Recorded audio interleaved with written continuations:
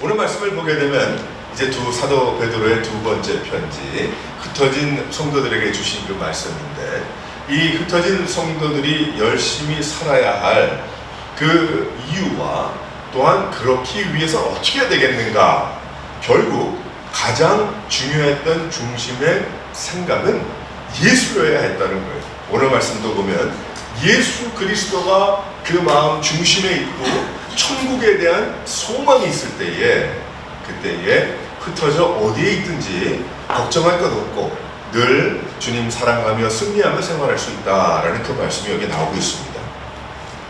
그들이 가지고 살아야 했던 그 핵심은 바로 예수 그리스도.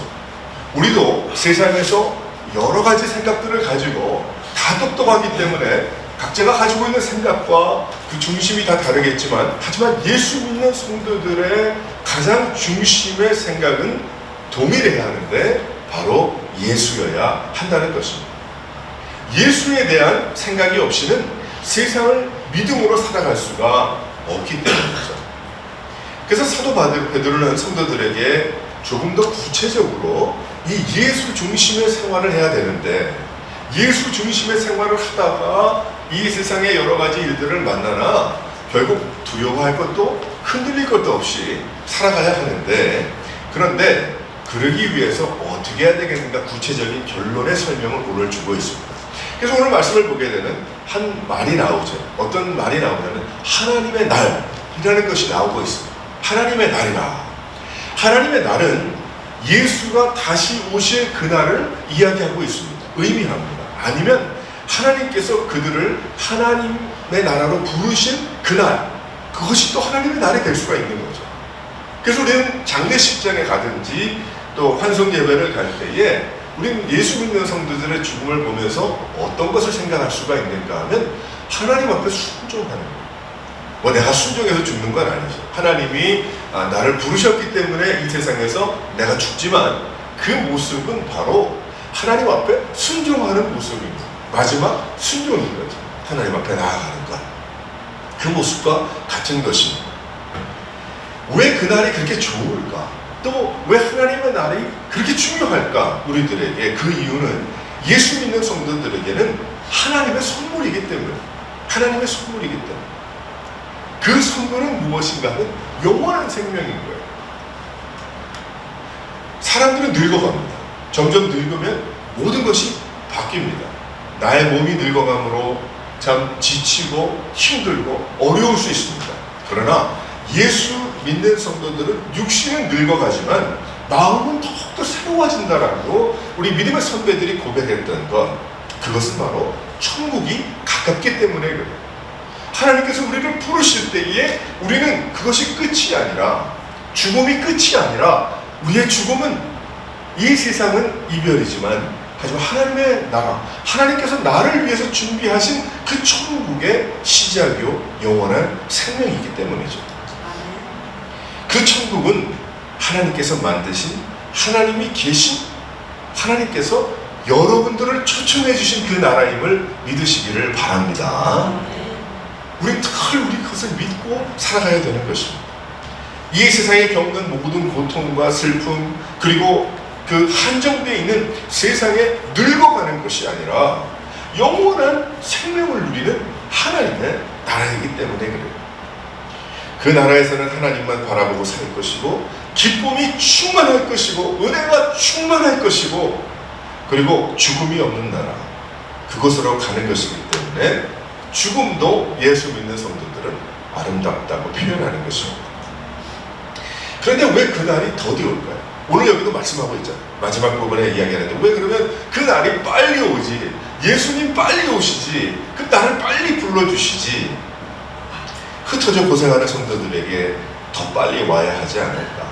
우리같이 참 먼 나라에 이민 와서 살면서 또 겉으로는 좋은 옷 입고 다니는 것 같지만, 하지만 마음에 혼통 문화적인 여러 가지 이 세상에서 겪고 있는 여러 가지 어려움들 가운데 살아가는, 망가질 대로 망가졌다고 표현할 수도 있을 이 세상에서 왜 예수님은 더디 오실까? 왜 하나님은 하나님의 날이라고 말씀해 주신 그 날이 그렇게 더디일까? 곧 임하여 성도들을 살려주셔야 되지 않을까. 우리 그런 생각을 하게 됩니다. 그러나 그것은 더디 임하는 것이 아니라는 거예요. 오늘 말씀 보면 뭐라고 말씀하냐면 하나님께서 세상을 사랑하셔서 아무도 멸망에 이르지 않기를, 하나님은 회개하고 돌아오기를 바라는 하나님의 그 때를 바로 기다리고 사랑으로 오래 참고 계시다는 것입니다. 성도는 하나님의 이러한 사랑에 오래 참으심을 깨닫고 하나님의 나를 기대하며 하루하루 살아가야 되는 거죠. 우리는 하나님이 그런 마음을 품고 계시고 가지고 계시다는 것을, 이 세상을 사랑하고 계시다는 것을 알고 오래 참으시는 그 사랑을 우리는 알고 있기 때문에 우리는 하나님의 그 마음을 가지고 기대하며 살아갑니다. 하나님께서는 하루가 1000년 같다고 하시며 1000년이 하루 같기 때문이시죠. 그러나 주의 날이 도적같이 임할 텐데 그때는 하늘이 큰 소리를 낼 것이고 모든 물질이 다 녹아질 것이고 풀어질 것이고 또 땅과 그 중에 모든 일들이 드러날 것이죠. 그래서 성도들은 세상에서 믿음의 생활이 중요한데, 그러면 이러한 것을 깨달은 우리들이 어떻게 살아가야 될까? 또 사도 베드로를 통해서 하나님은 우리들에게 도전해 주시고 말씀해 주고 계십니다. 첫 번째로 한번 다 같이 읽어보도록 하겠습니다. 시작. 하나님을 따르는 거룩한 삶이어야 합니다. 하나님은 우리들에게 하나님을 따르는 거룩한 또 삶을 살아가야 된다. 거룩한 행실과 경건함이라고 이 11절 말씀에 말씀하고 있습니다. 거룩한 행실과 경건함이라. 어떻게 이것이 가능할까요? 그것을 12절에 설명을 하는데 뭐라고 말씀하고 계시냐면, 거룩한 행실과 경건함은 그날을 사모하면 가능하다는 거예요. 하나님의 나를 사모하면 가능하다. 하나님을 사랑하고 하나님의 뜻이 이루어지기를 바라고 하나님께서 이루시는 대로 순종하기를 원하는 마음이라면 거룩함이 가능하다는 거예요. 경건함이 가능하다는 거예요.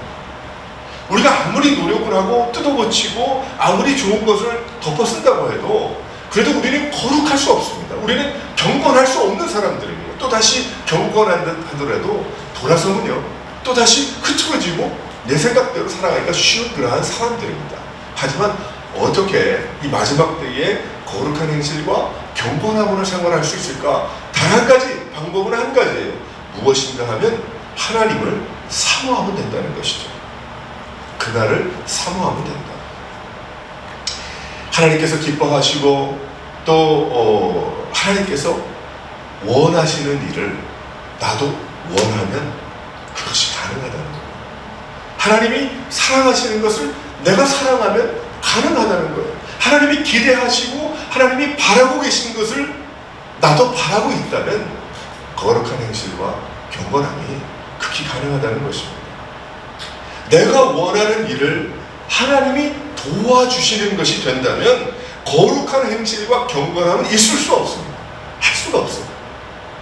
내가 교회 나오더라도 내가 믿음 생활을 한다고 겉으로는 얘기하더라도 내 뜻이 성립되고 내 뜻이 이루어지기 원해서 내가 발버둥 치고 살아간다고 한다면 그러면 어떻게 해요? 하나님의 나를 사모할 그런 스페이스가 없는 거죠.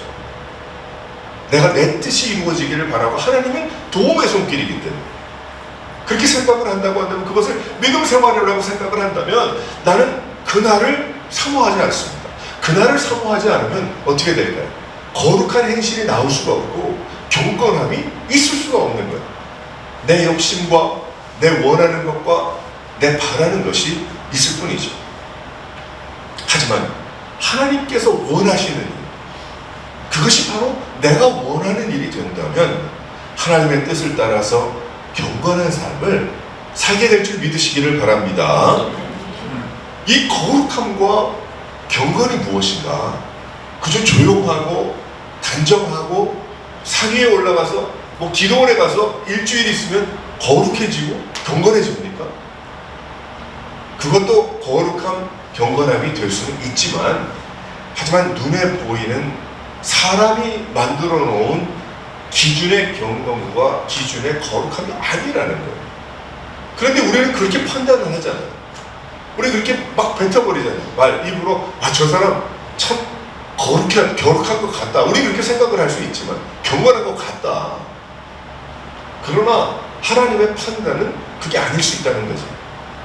하나님을 사랑하고 하나님의 계획과 하나님께서 원하시는 일이 정말 이루어지기를 원합니다. 우리가 늘 찬양하는 것처럼 하나님이 원하시는, 하나님이 기뻐하시고 하나님이 계획하시는 바가 이루어지기를 원합니다. 하나님 그것이 무엇입니까?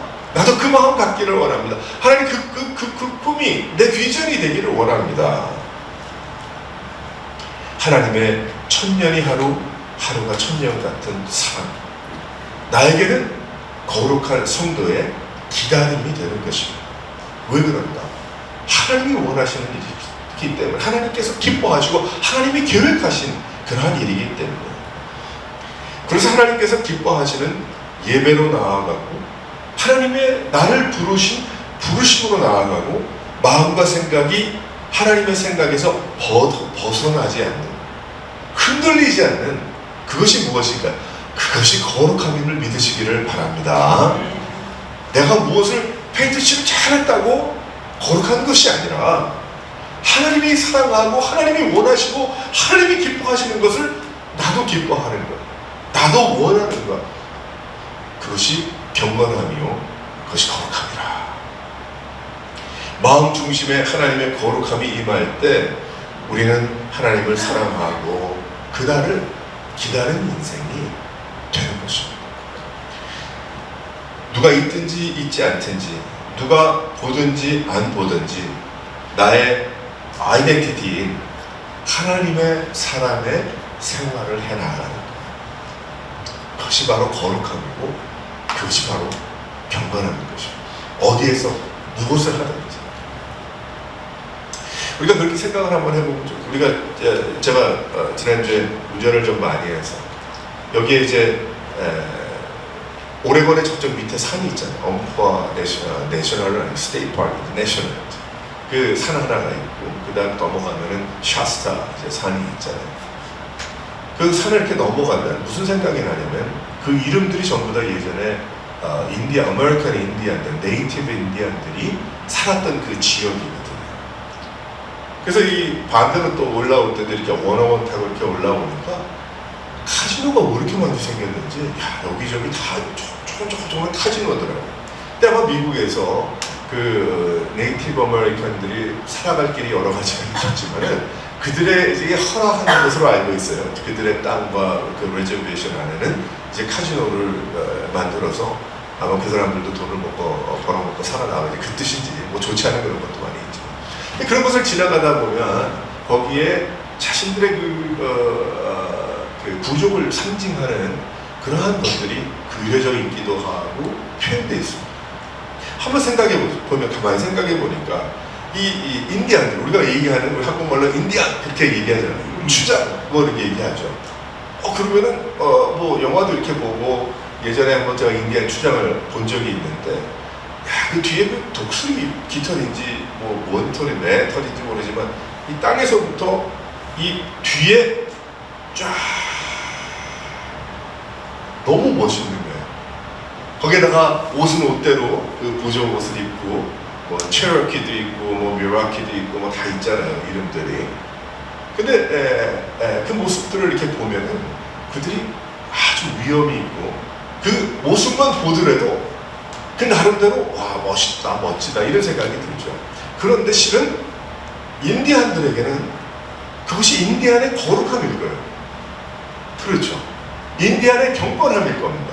그들에게 그렇게 자신 스스로 얼굴에 그리고 뭘 꽂고 또 뭐 추장이 옷을 입고 하는 그 모든 것들이 그들에게는 인디안의 그 자격을 갖추고 인디안의 모습을 갖춘 어떤 그 멋있는 그러한 모습, 그것이 그들에게는 하나의 인디안의 거룩함이 될 수가 있겠고 인디안의 경건함이 될 수가 있겠죠. 그 나름대로의 그 멋진 그런 것이 될 수가 있습니다. 그러면 예수 믿는 사람들은 무엇이 거룩함이고 무엇이 경건함입니까? 쉽게 생각을 해보게 돼요. 우리에게 뒤에 멋있게 뭐 꽂을 만한 깃털이 있나요?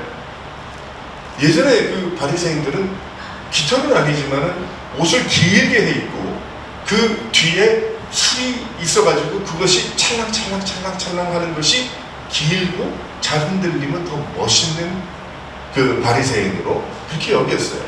그래서 더 도포자락 같은 걸 쓰고 그것을 더 흔들면서 그러고 다녔던 그 이해가 있습니다. 그것이 거룩한 것입니다. 예수님 뭐라 그러셨잖아요. 그런 모습을 보면서. 세상적으로 볼 때는 많이 갖추고 그런 것 같지만 그것은 거룩함이 아니라는 거죠. 어쩌면 인디안의 거룩함이 될 수가 있을지 몰라요. 인디안의 경건함이라는 나름대로의 어떤 그건 종교는 아니지만은 그 부족이 가지고 있는 문화가 될 수 있을지 몰라요. 예수 믿는 것이 문화입니까? 아니잖아요. 예수 믿는 것이, 물론 그것이 문화라고 설명을 할 수 있지만은 그건 아니잖아요. 뭐 누가 넥타이 메고 온다고 예수 믿습니까? 거룩합니까? 뭐 누구보다도 뭐 다 잘 뒤집어 쓰고 누구보다도 뭐 잘하면 그 거룩한 행실이고 그 믿음이 있는 행실이고 그것이 뭐 하는 겁니까? 넓고 높고 뭐 그러면은 그것이 더 은혜로운 것입니까? 근데 우리는 너무나 쉽게 그렇게 생각할 때가 많이 있다는 거예요.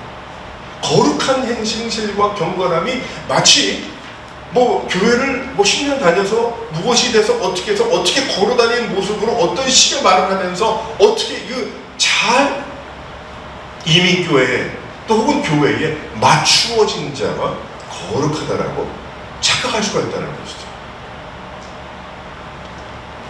근데 그것이 아닌 거예요. 사람들에게 평가받는, 사람들이 이야기하는 거룩과 경건인가? 아니죠. 그 안에 예수가 있는지 없는지, 하나님을 사랑하는 모습과 하나님께서 원하시고 기뻐하시는 것이 그 사람이 기뻐하는 것인가? 그 사람이 원하는 것인가? 아, 그 사람은 참 거룩한 사람이구나. 그 사람은 참 경건한 사람이구나. 말을 천천히 하고 뭐 많은 것을 구사할 수 있어야 경건한 것이 아니고 하나님께서 원하시고 하나님께서 기뻐하시는 것이 그 사람이 꿈이 되고 그 사람이 비전이 된다면 그것이 경건한 것이고 거룩한 것이라는 것입니다. 제가 딱 2시간 시간이 있었어요. LA 가가지고. 제가 저희 가족이 이제 LA 가족이 있는 그곳이 제가 대학을 졸업한 곳에서 5분 거리예요. 한 1시간 반 2시간 딱 시간이 있어서 낮에 아침 10시에 제가 도저히 그냥 지나칠 수가 없어서 제가 4년 동안 공부한 학교에 갔어요.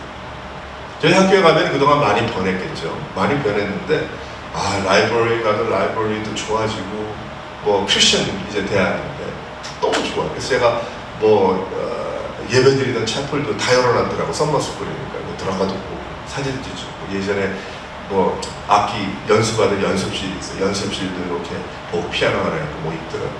공부하던 그 강당에 가봤는데 예전에 저희 주임 교수셨던 분이 이제 돌아가셨고 그분의 이름을 따서 이름을 바꿨더라고요. 마이어 홀이라고 바꿨더라고요. 참 좋더라고요. 좋은데 저는 그것 때문에 간 것이 아니에요. 거기 그 학교 예전에 좋은 그것이 아니고 아무도 없었어요. 그러니까 공부하러 들어간 줄 몰랐지. 그 시간이 클래스였나, 썸머스쿨 클래스 시간이었나. 아무도 없었어요. 쭉 옷을 이 캠퍼스와 작은 캠퍼스가 연결이 된 그 길을 걸어서 나무들도 많아졌는데 조금 채플이 있어요. 그 채플에는 한 10명, 15명 정도 들어가면 꽉 차는 것이에요. 여름에는 굉장히 더워요. 조그만 아주 좁은 예배당이지. 여기서부터 요 정도, 여기서부터 요 정도, 거기 의자가 짧은 게 양쪽으로 이렇게. 무엇하는 장소냐? 기도하는 기도실, 채플이라고 써있죠. 그래서 학생들이 이 캠퍼스에서 저쪽으로 걸어가면서 쉬는 시간에 들어가서 기도하고.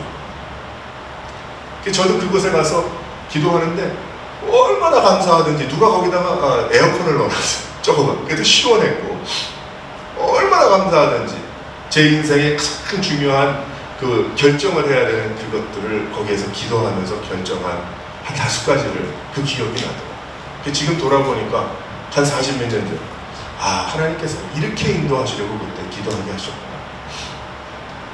은혜인 거죠. 그래서 기도하다가 부셔부셔 한 몇 명이 들어와서 이제 나가야 되겠다. 그리고 일어서서 나왔는데 봤더니 예전처럼 젊은 학생들, 대학생들이죠. 한 3명이 백팩을 메고 내려놓고 거기 앉아서 기도하고 제 옛날에 대학교 때 했던 그러한 모습들을 본 거죠. 걸어 나왔어요. 걸어 나왔더니 쉬는 시간이었던 것 같아. 애들이 거기에 여기저기 이제 잔디밭에 있고 날씨가 너무 좋으니까 캘리포니아 있는데 이렇게 봤더니 참 놀라운 그 광경을 봤어요. 여학생인데 자신의 무릎에 머리를 묻고 성경책을 오른쪽에 펴놓은 상태에서 기도하고 있는 거예요. 쉬는 시간. 저쪽에 갔더니 엎드려서 성경책 읽고 있어요. 물론 성경 과목이 있긴 해요. 뭐 교양 과목 말고 한 몇 유닛을 해야 되기 때문에. 근데 그건 아닌 것 같아요. 저쪽으로 돌아갔더니 분수대 앞에 앉아가지고 이제 양반다리를 하고 거기 앉아가지고 계속 기도하는 거예요. 너무 사진 한 장 찍고 싶은데 찍을 수가 없었어요. 저쪽으로 돌아가니까 한 8명이 앉아가지고 시편 말씀을 한 절 한 절 읽고 있어요. 구석에 앉아가지고 한 절 한 절 읽고 있어요. 제 귀에 들리는 거예요. 아, 얼마나 기쁘든지 마음속에. 얼마나 기쁘든지. 야, 저 아이들이 자라나서 이 미국이라는 땅에 복음으로 믿음으로 하나님이 기뻐하시는 그러한 마음을 품고 살아간다면 이 미국은 앞으로 밝아지겠구나. 그 생각이 들더라고요. 제가 그것을 보면서 느낀 것은 무엇이냐면 그것이 무엇인가? 거룩한 삶이죠. 뭐가 거룩하겠어요? 학생들 뭐 젊은 애들이 반바지 입고 거기에 백팩 옆에 놔두고 성경책 자기 조그만 거 펼쳐놓고 앉아서 분명히 기도하는 건데 다른 게 아니에요. 그런데 그 모습이 무엇일까? 그 모습 가운데 하나님이 사랑하시는 것, 저도 그랬듯이 하나님 나의 인생을 어떻게 쓰시기 원하십니까? 그 기도하지 않았겠어요? 그 대학생들이 무슨 기도했겠어요? 왜 그 학교에 왔겠어요?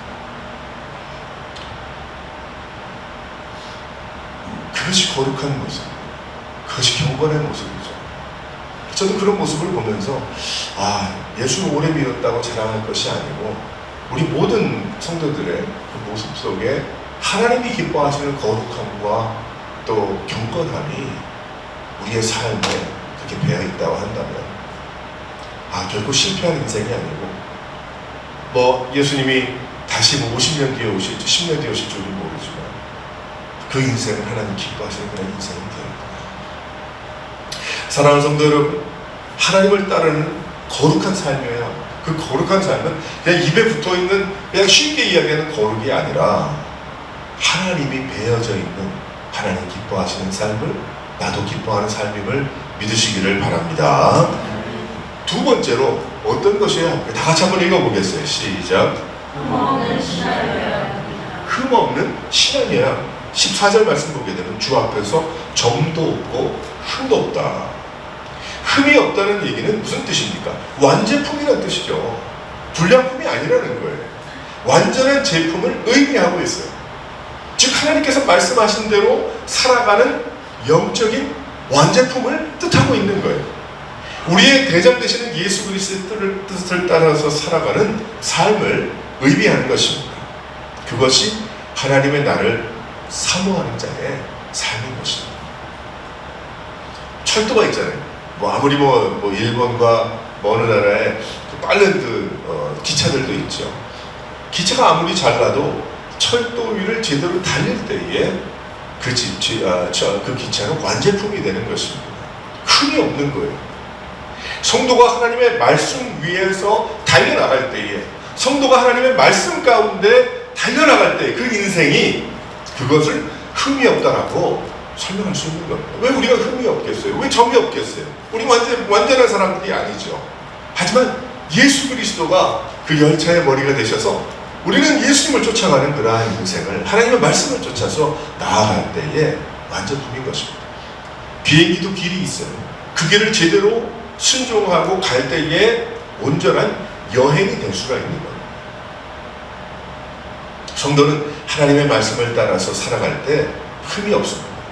흠이 없는 모습으로 다시 오실 예수님을, 하나님의 나를 우리는 맞아야 하는 그러한 인생이 될 때에 결국 우리가 어디에서 흩어져 살든지 걱정할 것이 없다는 거예요.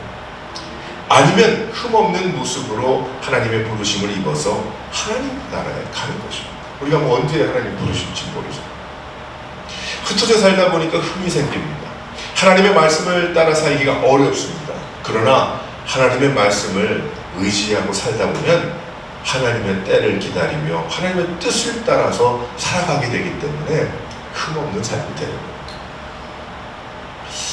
우리의 신앙의 생활도 하나님의 말씀을 깨달아야, 그리고 하나님의 말씀을 사모하고 하나님의 말씀을 묵상하면서 살아가는 것이 마땅합니다. 그때에 흔들릴 일이 많겠지만 굳건한 믿음의 사람이 되기 때문이죠. 어떻게 하든지 점도 흠도 없는 맑은 그 믿음의 삶이 우리가 되어야 하는 것입니다. 여행을 하다 보니까 예전에는 뭐 흐릴 때도 가고 막 그랬잖아요. 날씨가 좋을 때 이렇게 여행을 하고 자동차를 타고 가다 보니까 산으로 가고 막 가다 보니까 물들이 너무 맑은 거예요. 뭐 저쪽에 스위스만 뭐 파란 줄 알고 멋있다 그랬는데 미국의 이 캘리포니아 오레곤에 얼마나 물이 그 색깔이 연두색도 있고 짙은 녹색도 있고 뭐 파란 색깔도 있고 각 곳마다 뭐 자연적으로 뭐 과학적으로 뭔지 난 모르지만 너무 날씨에 따라 그 경치에 따라 그 물들이 너무나 맑은 거예요. 너무 맑은 거예요. 점도 없고 흠도 없다는 것이 무엇이냐? 바로 그 맑은 물을 낼 수 있는 그러한 호수와 그러한 모습들처럼 우리도 마찬가지. 우리의 신앙도 그런 모습을 내야 된다는 거예요. 우리의 삶 가운데. 그래서 우리가 뭐 베케이션 뭐 해가지고 놀러도 가고 물가도 가고 뭐 산으로도 가는 거 아니겠어요? 그런 거 보면서 너무 아름답다, 너무 좋다. 우리 믿음의 생활도 마찬가지. 거룩한 행실과 경건함으로 하나님 사랑하는 건 내가 사랑하며 하나님의 나를 기대하며 살아가는 삶은 어떤 삶이 되어야 합니까? 그러한 삶은 흠도 없고 점도 없는 하나님의 말씀을 따라 늘 회개하면서 정화되면서 새로워지면서 하는 그러한 삶. 그러한 삶이 되기 위하여 더욱더 철로 위를 달리는 것처럼 하나님의 말씀 위를 달려가고 하나님의 말씀에 또 맞추어 보면서 내가 또 잘못하고 잘못 생각하고 잘못 결정하고 잘못 계획한 것이 있는가 돌아보면서 다시 한번 제자리로 돌아오고 다시 그 길로 달려갈 수 있는 그러한 모습. 왜 흠이 없고 점이 없다고 그랬어요? 그것은 바로 내가 뭐 거룩하고 내가 맑아서가 아니고 내 머리 대신 예수님께서 나를 인도해 주시고 나는 그분을 쫓아가고 있기 때문에 흠도 없고 점도 없어지는 것입니다.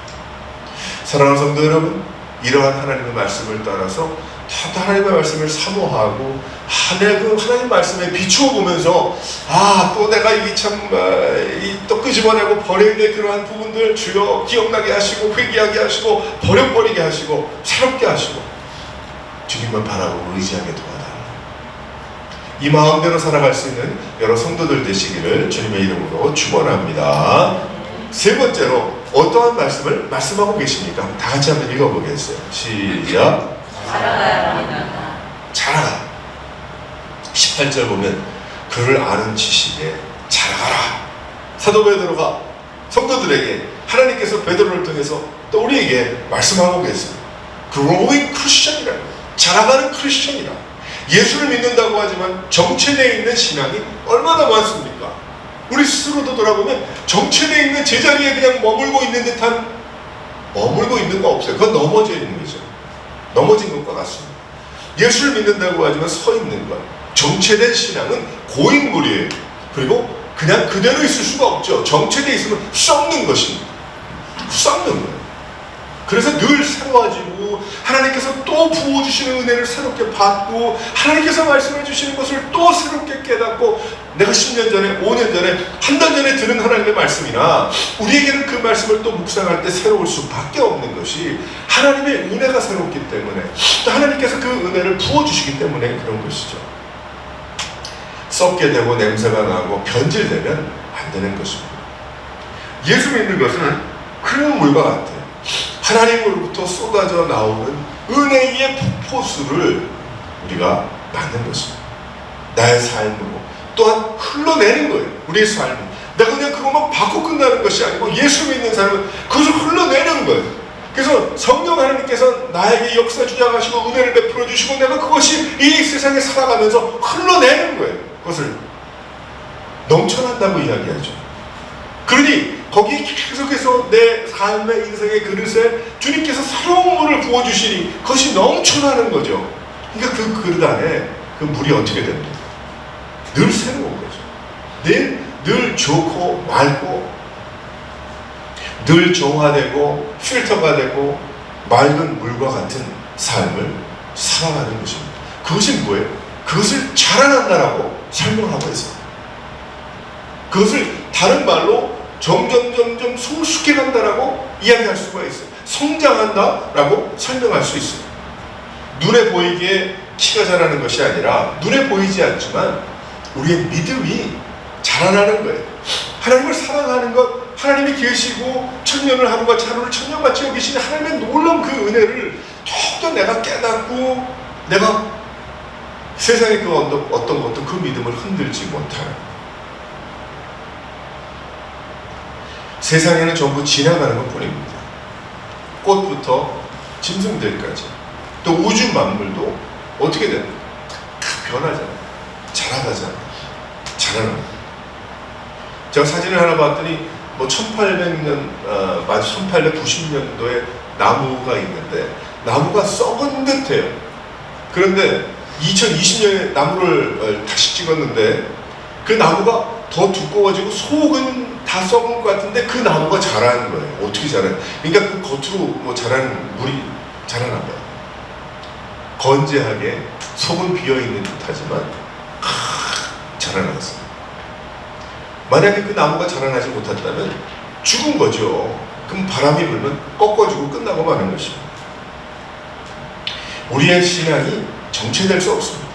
우리 안에 예수 그리스도께서 함께 하시고 그리고 신선한 성령의 놀라운 은혜와 하나님의 생수의 강가에서 주님의 보좌에서 흘러나오는 귀한 그 생수를 우리가 마시고 살아가는 그러한 성도들 어떻게 됩니까?